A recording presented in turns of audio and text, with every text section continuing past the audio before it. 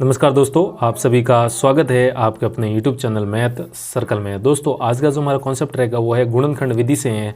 आज हम सीखेंगे किस प्रकार द्विघात समीकरण दिए रहने पर उसको गुणनखंड विधि द्वारा उसके मूल निकाले जाते हैं, और ये दोनों सवाल हम करेंगे। तो ये सब सीखने के लिए वीडियो के अंत तक बने रहिएगा। यहाँ पर हमारा जो पहला सवाल है वो क्या है, x² - 3x - 10 = 0 है। आप देख सकते हैं ये एक द्विघात समीकरण है, इसको गुणनखंड विधि द्वारा हम सरल करते हैं। तो देखिए, सबसे पहले आपको क्या करना है, x² - 3x - 10 जो द्विघात समीकरण दिए रहते हैं उसको सही क्रम में लिखना है। सही क्रम में मेरे लिखने का सही क्रम में मेरा मतलब है कि सबसे पहले आपको बड़ी घात लिखनी है, यानी कि 2 अधिकतम घात होती है, उससे कम घात वाला लिखना है, और उसके बाद अचर पद लिखना है। इस प्रकार लिखने के बाद अब हम क्या करेंगे, ध्यान दीजिए।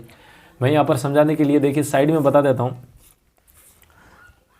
तो सबसे पहले आपको सही क्रम में लिखना है। सही क्रम में लिखने के बाद अब हम क्या करेंगे, जो इसका पहला पद है, देखिए ये पहला पद x² है और इसका अंतिम पद क्या है, -10 है। ठीक है, यानी कि अधिकतम घात वाला पद और न्यूनतम घात वाला पद को आपस में गुणा करवाना है। यहाँ पर -10 की घात 0 होती है, अचर बहुपद है, तो x² और -10 को बाह्य पदों को गुणा करवाना है। ऐसे आपको इनको गुणा करवाना है। ठीक है, देखिए गुणा करवाने का मतलब क्या है, बाह्य पदों को आपको गुणा कराना है, यानी कि x² को गुणा कराना है किसके साथ, -10 के साथ। तो यहाँ पर हो जाएगा आपका -10, इसका चिन्ह कुछ नहीं है, मतलब प्लस है, तो प्लस गुना माइनस क्या हो जाएगा, माइनस। फिर x² को 10 से गुणा कराएंगे तो कितना हो जाएगा, -10x²। ठीक है, ये गुणनफल आ जाएगा। अब ये गुणनफल आ गया है हमारे पास। तो अब हम क्या करेंगे, जो x² का यहाँ पर गुणा करने के बाद ये जो गुणांक आया यहाँ पर, ये गुणांक क्या है, -10 है। तो -10 के हमें इस प्रकार गुणनखंड करने हैं। गुणनखंड करने का मतलब इस प्रकार इसको तोड़ना है कि योग करने पर आए ये आपका जो x का गुणांक है बीच वाला पद, ये -3 आना चाहिए, और गुणा करने पर वापस क्या आना चाहिए, आपका -10 आना चाहिए। ठीक है, तो 10 के गुणनखंड किस प्रकार करेंगे, तो 10 के आप एक बार अभाज्य गुणनखंड करके चेक कर देंगे। ठीक है, तो 2 का भाग 10 में देंगे तो कितनी बार जाएगा, 5 बार। सबसे पहले आपको अभाज्य गुणनखंड ही करने, और 5 का भाग 5 में कितनी बार चला जाएगा, 1 बार। ठीक है, तो जो 10 के गुणनखंड आए वो कितना है, 2 × 5। तो आप कह सकते हैं 2 गुणा में क्या आ जाएगा, 5। ठीक है, हर बार आपको ऐसे ही अभाज्य गुणनखंड करने हैं, और आपको इस प्रकार जो यहाँ पर गुणनखंड आएंगे उसको एक बार 2 × 5 के रूप में लिख देना है। ठीक है, अब देखिए यहाँ पर 2 × 5 आया, तो आप देख सकते हैं, तो यहाँ पर 2 × 5 आया, तो आप देख सकते हैं जब मैं 2 और 5 को गुणा करूंगा तो क्या आएगा, 10 आएगा। लेकिन हमें चाहिए क्या, माइनस का। तो इसमें दोनों में से किसी ने एक संख्या को हमें माइनस में रखना पड़ेगा। अब माइनस में इसको रखें या इसको रखें, ये कैसे पता चलेगा, इनको जोड़ने पर क्या आना चाहिए, जोड़ने या घटाने पर क्या आना चाहिए, आपका x का यहाँ पर गुणांक क्या है, -3, तो क्या आना चाहिए, -3 आना चाहिए। ठीक है, तो जब मैं 2 में से 5 घटाऊंगा, यानी कि 2 - 5 करूंगा, तो मेरा कितना आ जाएगा, -3 आ जाएगा। यानी कि 5 के चिन्ह क्या करना है, माइनस रखना है, और 2 का चिन्ह क्या रखना है, प्लस रखना है। ठीक है, तो आप देख सकते हैं 2 और -5 ऐसी दो संख्या हैं जिनको गुणा करने पर -10 आएगा, और इनको आपस में जोड़ और बाकी यहाँ बाकी करने पर कितना आना चाहिए, -3 आना चाहिए। अब ये x² है, तो एक x इसको दे देंगे और एक x इसको दे देंगे। ठीक है, तो आप देख सकते हैं यहाँ पर, तो अब आप यहाँ पर देख सकते हैं x² को वैसा का वैसा लिख दूंगा। अब ये जो -3x है इसको किस प्रकार लिख सकते हैं हम, 2x - 5x लिख सकते हो। तो मैं ये लिखूंगा, प्लस का 2x और माइनस का 5x। ठीक है, और ये माइनस का 10 पीछे वैसा का वैसा रखिए, और बराबर में क्या चल रहा है, आपका 0 चल रहा है, तो बराबर 0 लिख देंगे। ठीक है, देखिए 2x - 5x अभी भी क्या आएगा, -3x आएगा। इसका मतलब ये है कि -3x को ही मैंने इस प्रकार लिखा है। ठीक है, और बीच वाले पद को इस प्रकार लिखा जाता है, यानी कि जो एक घात वाला पद है उसी को ऐसा लिखना है। ठीक है, अब हम क्या करेंगे, यहाँ पर ध्यान दीजिए, ये 2 पद हो गए और ये क्या हो जाएंगे, 2 पद। इन दोनों, ये जो 2 पद और ये जो 2 पद, इन दोनों में से आपको क्या लेना है, कॉमन लेना है। ठीक है, कॉमन लेने का मेरा मतलब क्या है, देखिए x² का अपने आप में मतलब क्या होता है, x × x होता है। ठीक है, प्लस का प्लस, 2x का मतलब क्या होता है, 2 × x होता है। ठीक है, ये माइनस का माइनस रखेंगे, 5x का अपने आप में मतलब क्या हो जाएगा, 5 × x हो जाएगा, और ये माइनस का 10 वैसा का वैसा। यहाँ पे 10 को आप क्या अभी लिखा मैंने गुणनखंड, देखिए 10 के अभी गुणनखंड किए, 10 के गुणनखंड क्या है, 2 × 5। तो यहाँ पर क्या हो जाएगा, 2 × 5, और बराबर में क्या है, तो बराबर में यहाँ पर 0 रख देंगे। ठीक है, अब इसको सरल करते हैं। ध्यान दीजिए, इन दोनों से हमें कॉमन लेना है। कॉमन लेने का मतलब क्या है, एक जैसा क्या दिख रहा है, तो देखिए उबेनिस्ट लेना। ठीक है, इन दोनों में उबेनिस्ट क्या है, x दिख रहा है, तो x यहाँ पर क्या आ जाएगा, उबेनिस्ट आ जाएगा। x को हमने क्या कर दिया, कॉमन ले दिया। अब जो कॉमन लेते हैं उसका वापस भाग लगाते हैं जिसमें से कॉमन लिया। तो यहाँ से x कॉमन लिया, तो इधर से क्या बचा, एक x तो बाहर आ गया और एक x बचा है। या फिर x का भाग इसमें लगाइए, तो एक x से एक x कट जाएगा, बचेगा x, वो का वो लिख दिया। फिर इस x का भाग इसमें लगाएंगे, तो x का भाग 2x में लगाएंगे, तो x से x कट जाएगा, बचेगा कि आपका प्लस का 2 बचेगा। ठीक है, ये अब यहाँ पर जो चिन्ह है वो का वो आपको यहाँ पर रखना है। ठीक है, अब यहाँ पर आप देख सकते हैं इसमें और इसमें क्या कॉमन दिख रहा है आपको, देखिए 5 × x - 2 × 5 में आपको कॉमन क्या दिख रहा है, 5 कॉमन दिख रहा है, तो 5 बार ले लेंगे और फिर आपको ऐसे लिख देना है। ठीक है, अब जो कॉमन लिया उसका भाग लगाएंगे, तो माइनस का भाग माइनस में प्लस बार जाएगा, 5 का भाग इसमें लगाएंगे, तो 5 से तो 5 एक बार कट जाएगा, बचेगा x, x को वैसा का वैसा लिख देंगे। ठीक है, फिर इस माइनस का भाग इस माइनस में देंगे, क्या आ जाएगा आपका प्लस। फिर 5 का भाग 2 गुणा 5 पे देंगे तो 5 से 5 कट जाएगा, बचेगा क्या आपका 2, ठीक है। और इसी प्रकार बराबर में क्या रख देंगे हम 0 रख देंगे, ठीक है। अब इसको हम आगे सरल करते हैं। तो यहाँ पर ध्यान दीजिए, अब ये 2 पद बन गए, एक ये पद बना और एक ये पद बना, ये पद नंबर पहला और ये पद नंबर आपका दूसरा। अब इन दोनों में से वापस क्या लेना है, कॉमन लेना है। कॉमन का मतलब एक जैसा आपको क्या दिख रहा है, ठीक है। इन दोनों में एक जैसा क्या है, x + 2 है, तो हम यहाँ पर x + 2 को बाहर ले लेंगे, तो यहाँ पर लिख देंगे x + 2 कॉमन आ गया। अब जो कॉमन लेते हैं उसका वापस भाग लगाएंगे, यानी कि यहाँ से इस पद से x + 2 कॉमन ले लिया तो बचा क्या आपका x, तो x को आप यहाँ पर लिख दीजिए। फिर ये कॉमन लिया उस पद से भी, तो उस पद में क्या बचा आपका -5, तो यहाँ पर यहाँ का -5 लिख दीजिए, ठीक है। और बराबर में क्या चल रहा है, 0 चल रहा है, क्या चल रहा है, 0 चल रहा है। तो अब आप देख सकते हैं x² - 3x - 10 के हमने क्या कर दिया, गुणनखंड कर दी, और ये बराबर में क्या है 0 है, ठीक है। x + 2 गुणा x - 5, यानी कि ये दोनों आपस में क्या हो रहे हैं, गुणा हो रहे हैं, और गुणा होकर रिजल्ट क्या आ रहा है, 0 आ रहा है, बराबर में 0 आ रहा है, ठीक है। तो इसका मतलब ये है कि ये दोनों आपस में गुणा होकर 0 आ रही है, तो इसका मतलब ये है कि यहाँ तो ये 0 होगा, यहाँ ये 0 है। देखिए दो संख्या जब गुणा होकर 0 होती है तो ये तभी संभव है जब उन दोनों संख्या में से कोई ना कोई कम से कम एक 0 होना चाहिए। तो इसका मतलब यहाँ तो ये 0 है, यानी कि x + 2 ये अपने आप में 0 है, और यहाँ फिर x - 5 ये 0 है, ठीक है। यहाँ तो इसको 0 होना पड़ेगा, यहाँ इसको 0 होना पड़ेगा। तो जब ये 0 होगा तो x बराबर कितना आ जाएगा आपका -2, और जब ये 0 होगा तो x का मान -5 हो जाएगा, तो कितना आ जाएगा प्लस का मान 5, ठीक है। तो इसका मतलब x का मान कितना आया -2, और यहाँ पर x का मान कितना आया +5 आया, ठीक। तो इस प्रकार हमने द्विघात समीकरण को गुणनखंड विधि द्वारा सरल किया और उसके मूल निकाले। तो मूल क्या है, यहाँ पर आप कह सकते हैं इस समीकरण के हल क्या है, एक -2 आया और एक 5 आया, ठीक है।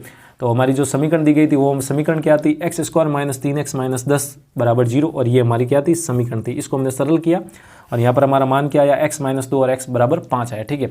इसी प्रकार हम एक और सवाल करते हैं जिससे कि हमारा गुणनखंड वाला कॉन्सेप्ट क्या हो जाए, क्लियर हो जाए, ठीक है। तो यहाँ पर आप देख सकते हैं 2x² + x - 6 = 0 दिया गया। ये पहले से ही अपने आप में क्या सही क्रम में लिखा हुआ है। तो अब हम क्या करेंगे, मैंने बताया आपको बाह्य पदों का गुणा करना, ठीक है। क्या करना है, बाह्य पदों का गुणा, यानी कि इसको इससे गुणा करना है। तो यहाँ पर ध्यान दीजिए, 2x² को मैं गुणा करवाऊंगा किसके साथ, -6 के साथ, ठीक है। ये गुणा करवाएंगे तो यहाँ से प्लस, इसका चिन्ह कुछ नहीं है, मतलब प्लस है, तो प्लस गुणा माइनस क्या हो जाएगा, -2 × 6 कितना हो जाएगा 12, और ये x² का x² पीछे लग जाएगा, ठीक है। अब यहाँ पर हम क्या करेंगे, जिस प्रकार पिछले सवाल में किया था इस वैसा का वैसा यहाँ पर भी करेंगे। तो यहाँ पर ये -12 है, तो -12 यानी कि 12 के अब हमें क्या करेंगे, ऐसे 2 गुणनखंड करने हैं, यानी कि 12 के ऐसे 2 टुकड़े करने हैं गुणा के रूप में, यानी कि गुणनखंड करने हैं कि गुणा करे तो वापस -12 आना चाहिए, और जोड़ बाकी करे तो इसका गुणांक आना चाहिए। यहाँ पर इसका गुणांक क्या है, यहाँ पर कुछ नहीं है, मतलब क्या लिखा हुआ है, 1 लिखा हुआ है, ठीक है। तो जोड़ बाकी करने पर +1 आना चाहिए और गुणा करने पर -12 आना चाहिए। ऐसे हमें गुणनखंड ज्ञात करना है। तो ऐसे गुणनखंड ज्ञात करने के लिए क्या करना है, सबसे पहले आपको अभाज्य गुणनखंड करने हैं। 2 का भाग देंगे 12 में कितनी बार जाएगा, 6 बार। फिर वापस 2 का भाग जा रहा है 3 बार। अब क्या करेंगे, वापस 3 का भाग देंगे 1 बार जाएगा, ठीक है। तो 12 के गुणनखंड क्या आ जाएंगे, 2 × 2 × 3 आ गए, ठीक है। लेकिन हमें तो गुणनखंड कितने करने हैं, 2 ही करने हैं। हमें ऐसे गुणनखंड 2 ही चाहिए, 3 नहीं चाहिए।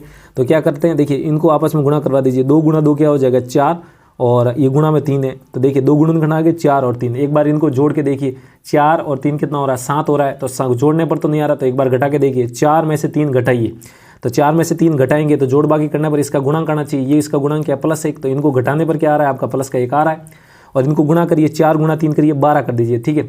अब यहाँ पर तो -12 चाहिए, तो किसी को एक को माइनस करना पड़ेगा। तो हमें प्लस का 1 आ रहा है, तो देखिए यहाँ पर प्लस का 1 आ रहा है, तो हम बड़े को प्लस में रख देंगे और छोटे को माइनस, यानी कि आप कह सकते हैं 4 को इसमें रख देंगे और इसको कर देंगे -3, ठीक है।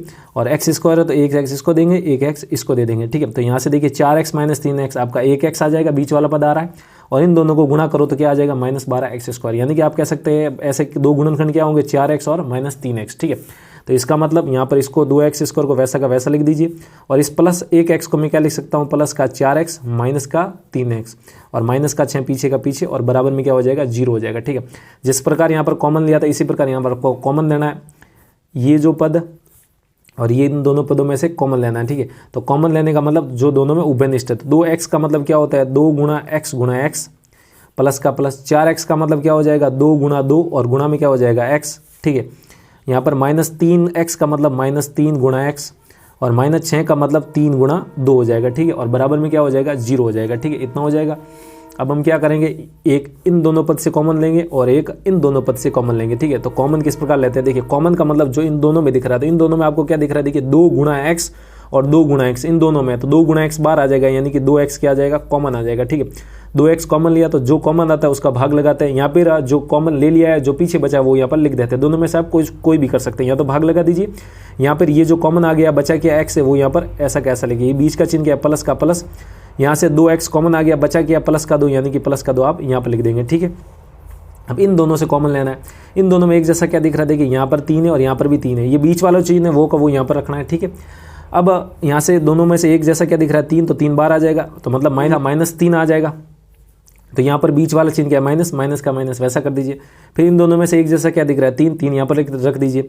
अब पीछे क्या बचा, यहाँ पर x बचा तो x का x यहाँ पर रख देंगे। अब यहाँ से -3 तो बाहर आ चुका है, तो पीछे क्या बचा प्लस, तो यहाँ पर लिख दीजिए प्लस। यहाँ पर आप माइनस का भाग माइनस में देके चेक कर सकते हैं, चिन्हों का भाग प्लस आ जाएगा, और 3 का भाग जब इसमें देंगे तो 3 से 3 एक बार कट जाएगा, बचेगा क्या 2, और यहाँ पर लिख देंगे 2, और बराबर में क्या चल रहा है 0 चल ही रहा है। ठीक है, अब एक ये पद आया और एक ये पद आया। ठीक है, इन दोनों पद से क्या कॉमन आ रहा है वो हमें कॉमन ले लेंगे। ठीक है, तो इन दोनों पद से क्या कॉमन आ रहा है x+2 कॉमन आ रहा है, तो यहाँ पर लिख देंगे x+2, एक ये पद है एक ये पद है, दोनों में एक जैसा क्या दिख रहा है x+2, यानी कि कहने का मतलब आपको 2 बार कॉमन लेना है। ठीक है, x+2 इन दोनों से कॉमन आ जाएगा, तो यहाँ से x+2 बार आ गया तो बचा क्या यहाँ पर 2x, और यहाँ से x+2 बार आ जाएगा बचा गया -3, तो -3 यहाँ पर लिख दें, और बराबर में क्या हो जाएगा 0 हो जाएगा। ठीक है, तो हमने 2x² + 1x - 6 के गुणनखंड किए, x+2 × 2x - 3। अब हमें क्या करना है, इसके x के मान निकालने हैं। तो आप देख सकते हैं ये और ये आपस में क्या हो रहे हैं गुणा हो रहे हैं, तो ये गुणा होकर 0 आ रहे हैं, तो इसका ये मतलब या तो x+2 को 0 होना पड़ेगा या फिर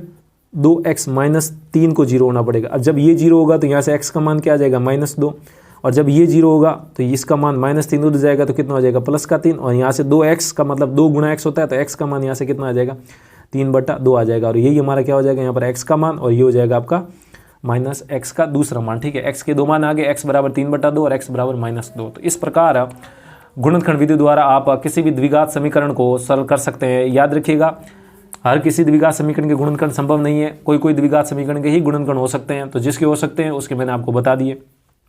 ठीक है, तो इस प्रकार आप गुणनखंड विधि द्वारा द्विघात समीकरण को सरल कर सकते हैं। तो उम्मीद है आपको समझ में आया होगा। समझ में आया तो वीडियो को लाइक कीजिए, और अभी तक चैनल को सब्सक्राइब नहीं किया तो वीडियो के नीचे जो लाल बटन है उसको दबाइए, उसके पास वाले घंटे भी दबाइए, ताकि ऐसी बेसिक कॉन्सेप्ट से जुड़ी वीडियो आपकी नोटिफिकेशन आ सके। तो आज के लिए इतना ही रखते हैं, जल्दी मिलते हैं एक और ऐसी बेसिक वीडियो के साथ, तब तक के लिए जय हिंद।